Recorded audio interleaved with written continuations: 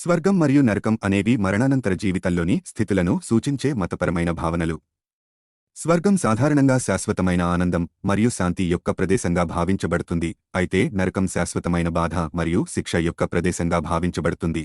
స్వర్గం మరియు నరకం యొక్క భావన చాలా మతాలలో కనిపిస్తుంది, కానీ వివిధ మతాలు ఈ భావనలను విభిన్నంగా అర్థం చేసుకుంటాయి.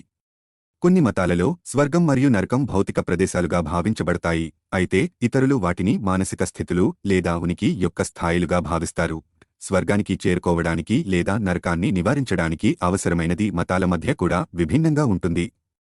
కొన్ని మతాలలో విశ్వాసం లేదా మంచి పనులు స్వర్గానికి ప్రవేశానికి అవసరమని నమ్ముతారు, అయితే ఇతరులు పునర్జన్మ లేదా తీర్పు యొక్క ప్రక్రియ ద్వారా స్వర్గం మరియు నరకం నిర్ణయించబడతాయని నమ్ముతారు. స్వర్గం మరియు నరకం యొక్క భావనలు చాలా మందికి శక్తివంతమైనవి, ఎందుకంటే అవి మరణం తర్వాత జీవితం గురించి ఆశ మరియు భయాన్ని సూచిస్తాయి. ఈ భావనలు మతపరమైన నమ్మకాలతో పాటు కళ, సాహిత్యం మరియు సంస్కృతిలో కూడా ముఖ్యమైన పాత్ర పోషిస్తాయి.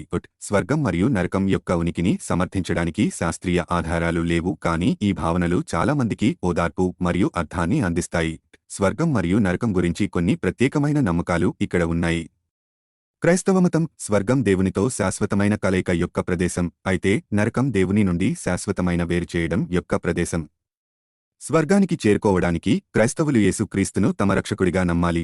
ఇస్లాం జన్నా స్వర్గం అనేది అల్లాహ్ యొక్క ఆనందాలతో నిండిన తోట, అయితే జహన్నం నరకం అనేది శిక్ష యొక్క ప్రదేశం. జన్నాకు చేరుకోవడానికి ముస్లింలు 5 స్తంభాలను పాటించాలి మరియు అల్లాహ్పై మరియు అతని ప్రవక్తలపై విశ్వాసం ఉంచాలి. హిందూమతం స్వర్గం మరియు నరకం పునర్జన్మ చక్రంలో భాగం.